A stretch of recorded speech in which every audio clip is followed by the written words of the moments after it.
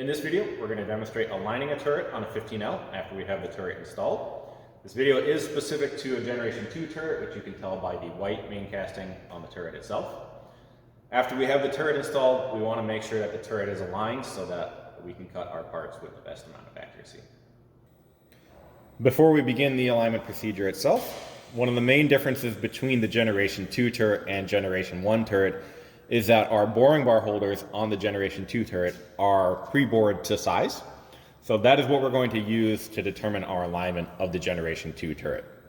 On the Generation 1 turret, because the boring bar holders aren't bored to size initially, you are boring them to size as part of the installation rather than aligning to it. So what I've done here is that I've rotated our turret so that pocket number 3 is presented to the spindle. And that's specifically because of the holders that are mounted on the turret. Pocket number 3 and pocket number 7 have the boring bar holders opposing each other, as opposed to pocket number 1, which has a face grooving holder opposite it. So you can present either tool number 3 or tool number 7 to the spindle. It doesn't matter which one. We just want to be on that position before we start the alignment.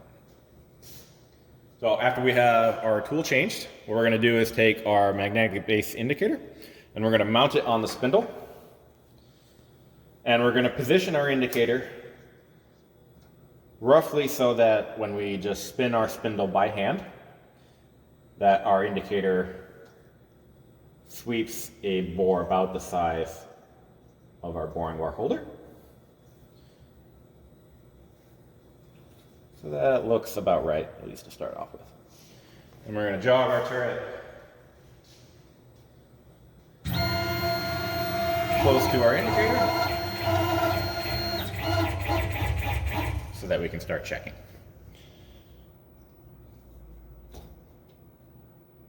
And we are a little bit big, so I'm going to adjust the position of our indicator. Now you may have a different style of indicator holder compared to the Noga version I have, so your adjustment may be a little bit different for that. I do recommend you have a magnetic base that has some kind of fine adjust on it, like I have on the base here. That'll make adjusting the position of the indicator in small increments very easy versus having to do the adjustments by hand. So I'm going to get this in position so that we have a reading on our indicator. And then we'll go on to the next step. Where I have my indicator now is a good position to start taking our readings from. I have the indicator adjusted so that when I do a sweep, it is sweeping a smaller diameter than the bore of my holder. And when I rotate it up into this position, I am just touching on this side of the bore. But when I rotate to the other side, I'm not touching because we are sweeping that smaller diameter. But in addition to sweeping a smaller diameter than the bore of the holder, I am still off in my X position. So what I need to do is I need to start jogging our turret down. In small increments, I'm going to change our jogging to step mode and then move in 1/1000th increments on our X-axis. And as I do that, once I start coming off, when I sweep to this position, then I'm going to use the fine adjust on my indicator base to sweep a larger diameter. And I'm going to keep adjusting the diameter that I'm sweeping with my indicator and my X position until in both positions here and here for our X-axis, I get the same reading on my indicator needle. For this, I don't care if my indicator is reading 0 or 5 or 17, as long as in both positions, I get the same position on the dial.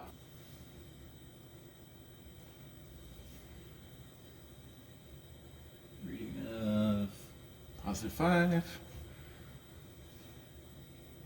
+15,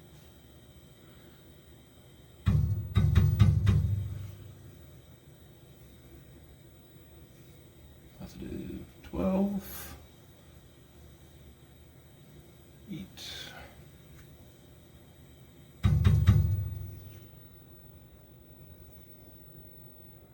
10,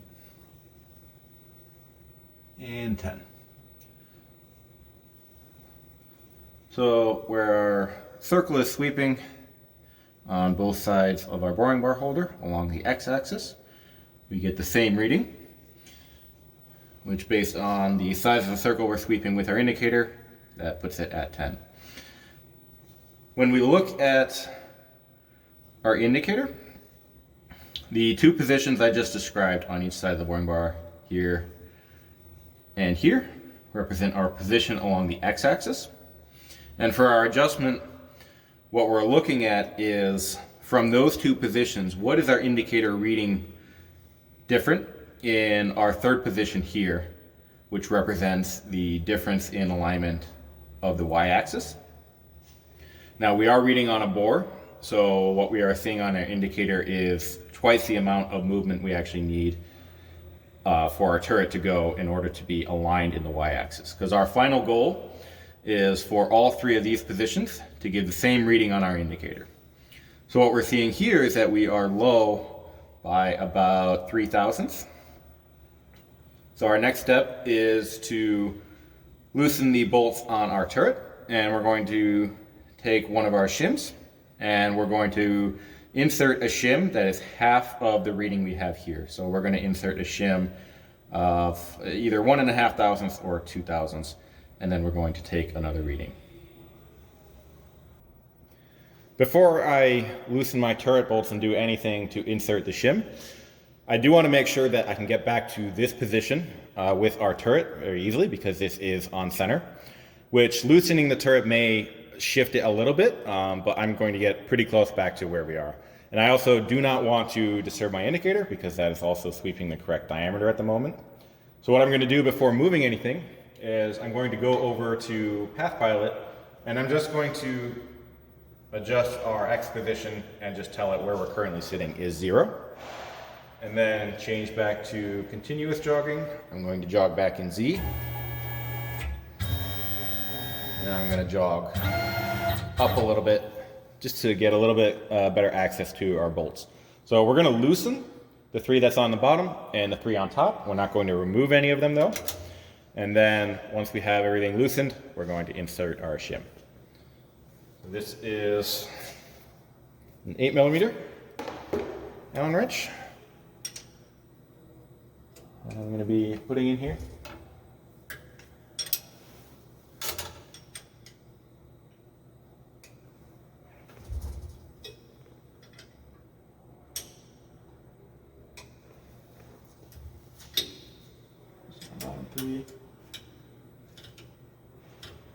And we are going to be tilting the entire turret. I'm going to loosen these several turns at least. It can be helpful to remove the coolant tube, but it's not necessary. A little bit forward, make sure I don't hit my indicator.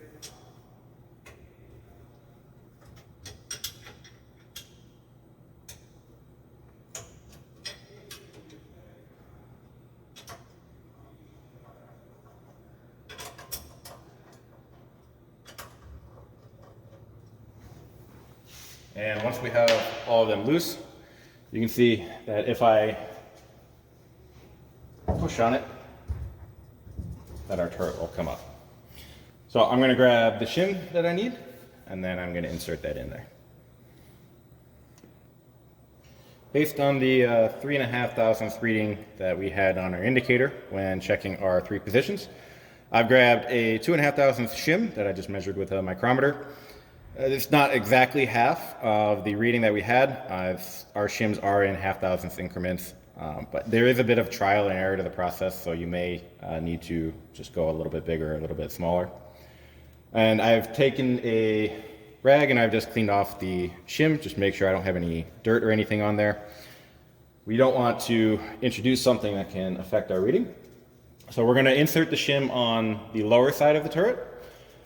And we want to make sure that when we're inserting it that we don't kink the shim, which is very easy to do. So I'm going to line this up as best as I can with our bolts. Pull our turret up with one hand. And I'm still making sure not to hit our indicator.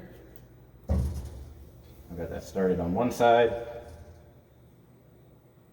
And push it in there. I do want to leave it sticking out just a little bit. Like I said, there is trial and error to the process, so I may have to take that shim out again. So I don't want to shove it all the way under there. Once we have our shim in, then we're going to retighten our bolts.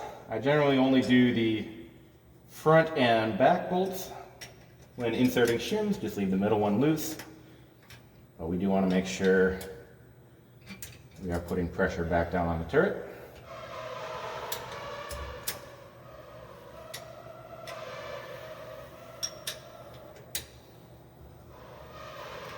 So we tighten our front bolts first.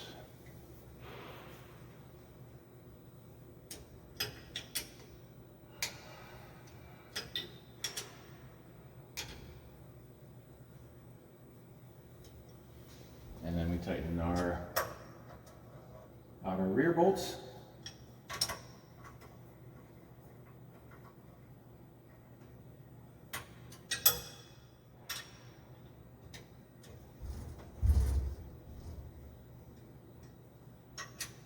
The back one. And our front one as well. And once we have our 4 bolts, we're going to jog our turret back into position.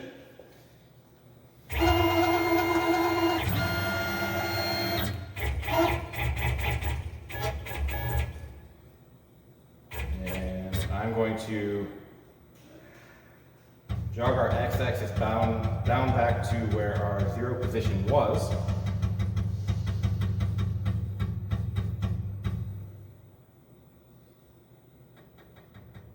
So right there is back on 0 according to our DRO. Back here. And now I'm going to spin our indicator again, and I'm going to check if we are still on 0. If we are, I'm just going to jog the x-axis back and forth if necessary. And we are way off here again because our turret did shift. Isn't that big a deal? I'm just going to step jog our x-axis until we, again, get the same reading in this position and the same reading in this position. After jogging my x-axis back into position, just for reference, that was 44 thousandths I had to jog, so we were off a decent amount, but not huge. But we are back at 10 here, and 10 in our other X position, a hair under 10, 10th of 2. And if we check our 3rd position for our y-axis, we are sitting at 9. So that was a 2.5 thousandths shim I had inserted. So I'm going to measure my shims that came in the kit, and I'm going to find a 3 thousandths thick shim. I'm going to remove this one and insert that 3 thousandths thick shim, and then I'm going to take another reading again. Once we get to this point where we're at about 1,000th, it does get tricky trying to find the right shim. So you may end up being a 0.5 thousandths off on your reading. That's perfectly fine. As I mentioned earlier, you are dividing the reading into for the actual difference you are off in Y. So if you're reading 0.5 thousandths, your actual tool is sitting 2.5 tenths off of Y center, which is more than adequate. I've taken out the 2.5 thousandths shim that I had, and I added a 3 thousandths shim. And I've checked that when I sweep both my X positions that I am back on our 10 mark.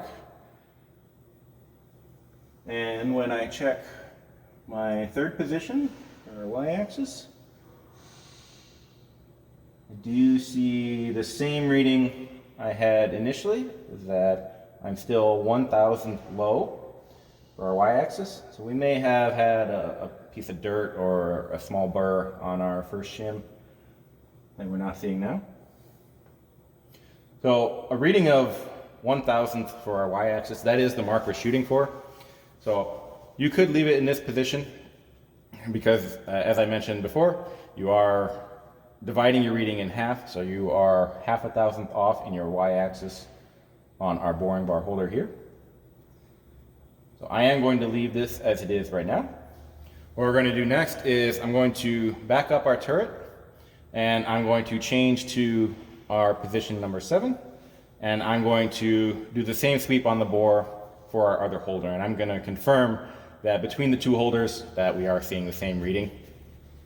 If we do see a different reading on our other holder, if it's lower, obviously that's to our benefit. If it is any higher, then I am going to adjust to even out the difference between the two holders. So I'm going to jog backwards, change back to continuous jogging, close our door.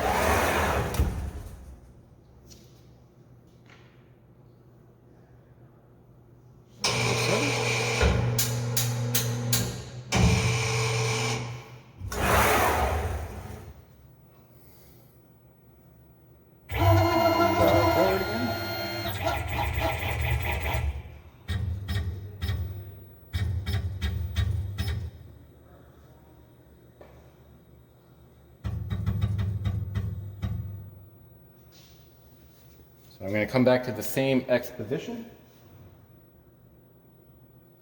Jog forward again. And check our position. So here we are at 9 and 11, so we are off 1,000. I'm going to adjust that. 10.5 here.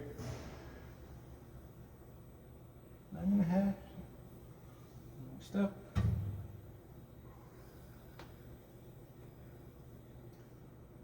So we're back at 10. Back at 10. And we check our y-axis. So we're at 9. Just a hair under 9, 10th or so. So our two boring bar holders are correct in the y-axis. That's our first alignment that we have done. Next, we're going to check that our turret is radially in line, which if that was off, then the reading we're taking in this position is correct for our y-axis. But if we had a double boring bar holder, that would be at an axis that is not parallel with the x-axis travel. So if we had a second bore farther out, then our y-axis would be off there. So we're going to move our indicator and set up for that next adjustment, which we will have to change tools for as well. For the radial adjustment of our turret, what we're going to be doing is changing to either tool number 6 or tool number 2. And we're going to remove the wedge block from whichever tool is presented to the spindle. We're going to position our indicator base on our top Z-axis rail and make sure that our indicator needle is as parallel with the Z-axis ways as possible. I have my indicator mounted so that the dial is horizontal, but you could have the dial vertical and the needle tipped at 90 degrees. Just want to make sure that your needle is as parallel as possible. I've already removed the wedge block from tool number 6 in my case, and you can see we do have Cosmoline on the face of our turret, so we're going to want to clean that off before we take a reading. Based on what we're seeing for our reading, what we're going to end up doing is that on the back side of our turret, we're going to be inserting shims as well. You can see I've had to move my indicator a little bit. What we want to make sure is that we can cover essentially the entire span of the turret in our x-axis travel. So if I jog down, you can see our indicator loads up, and we'll continue jogging off of our first surface.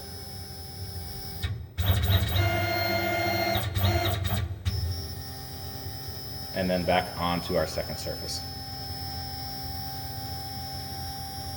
So we want to make sure that this surface is as parallel as possible to our x-axis travel. So I'm going to start all the way back on the other end of our travel. And again, my indicator is sitting on 10 right now, not 0. We don't care about the actual position. We care about the movement of the indicator. So if we watch our movement,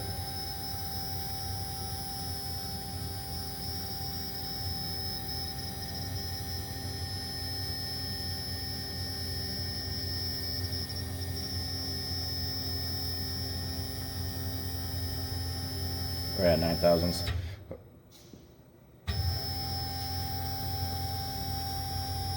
And about 8.5 at the end of our travel. One thing you might want to watch out for is that when you load up on your second surface, you do want to be jogging fairly slowly, as I am, so that you can see, just to make sure that your indicator needle doesn't wrap around a full revolution. It's generally not going to be an issue on an indicator with a resolution of 0.5 thousandths, but if yours is any finer, that may be a problem you see.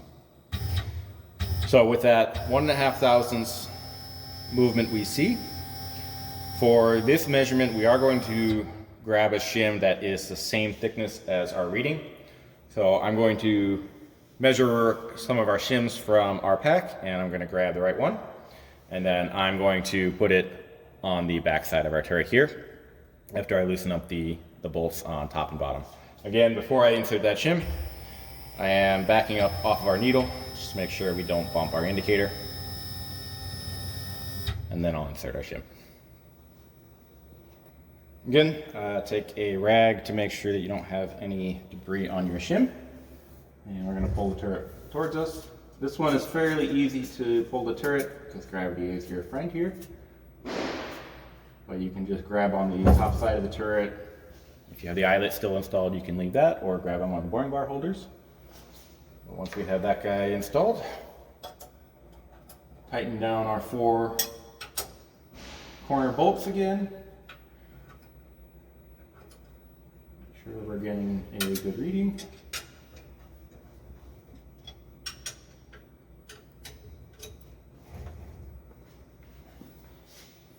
And then once we have all 4 of these tight again, we'll move our turret and then take another reading.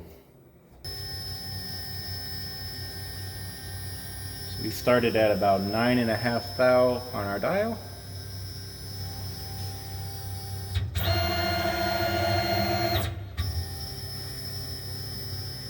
And we came right back a hair lower. This is about 1/10 over 9, so that is more than adequate for our radial adjustment. We're looking for about 0.5 thousandths movement on our indicator across our x-axis. You can see for our final adjustment on the turret, which is the parallelism of the turret face to our z-axis, that I have moved my indicator. And I still do have my indicator needle as parallel as possible to the measuring surface. What we're going to be doing for this adjustment is just jogging the z-axis back and forth. And as needed, we'll use a rubber mallet to adjust the alignment of the turret. As we're jogging, you'll see that we're going to cross over one of the ports on the turret face, which isn't a problem, as that port is just a depression. We don't want to be crossing over anything that would be proud of the surface, which sometimes can be these 2 coolant ports. So when you're setting up your indicator, just make sure you avoid those. So we're currently sitting with our indicator needle back on our 10 mark, which again, that 10 is just arbitrary. It can be whatever position you want. I'm going to jog backwards and we'll see if we need to adjust the turret.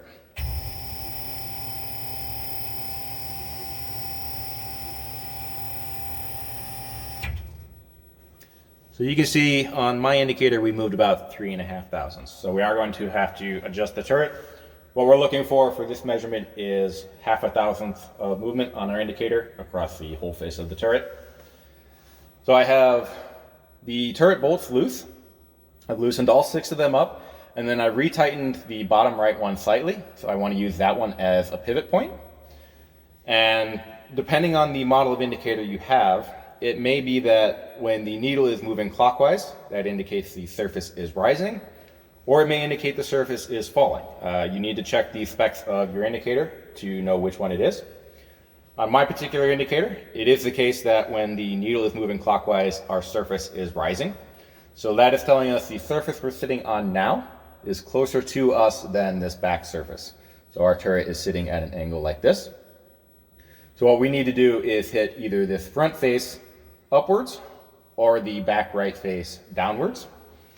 And when we're doing that, we're going to see our indicator move, but we can't use the position of the indicator as an indicator of where the turret actually is. What we're going to have to do is come back to our original measuring surface, reset to our starting position, our 10 mark, and then we'll jog again to check if the distance has moved. Because our pivot point is outside of our two measuring surfaces, both positions will move on our indicator, so we always need to reestablish that starting position. So I'm going to move the turret a little bit. I'm going to use the movement on the indicator just to know that it has moved, but again, I'm not using that as an indication of how much. And then we'll reset our position. So I've given our turret a couple of taps. You can see we're sitting on our 10 mark again. But as I said, we're going to jog back to the other side. Going to change to step mode, jog back in X until we're back on our 10 mark. And then jog across the face of our turret again.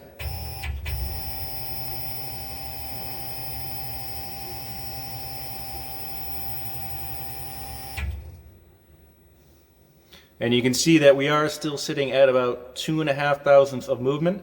So we are going in the correct direction, which you can tell because our initial measurement was 3.5 thousandths, and now at 2.5 thousandths, our movement has decreased. So I'll make the same adjustment and just move our turret a little bit more, and then we'll take another reading. I've made another couple of adjustments, and if we look again, you can see that all the way on the other side of our turret, that we are staying on our 10 mark.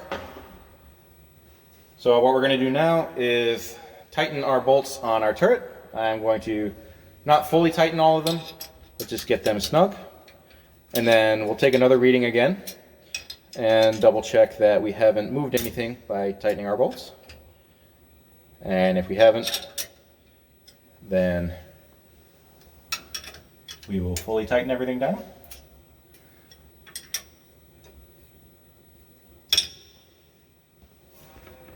Once we've checked that our turret is parallel with our Z-axis travel, there's just a few last things to wrap up. We are going to need to reinstall the wedge block that we removed from our turret position. And one thing that I always like to do, though it's not required, is to go back and check one of our boring bar holders for our Y-axis alignment.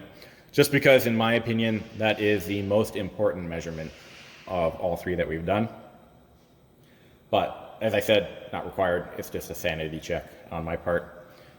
One thing that you may see on your stick tools, since we are aligning based off of our boring bar holders, is that when you come in and face a piece of material, you may notice a small amount of pip left on the end of the bar. And that's because your turning tool is not on Y center. That'd be a little bit different from the Y center of the boring bar holders. In that case, what you can do is just insert a shim either above or below your stick tool as needed.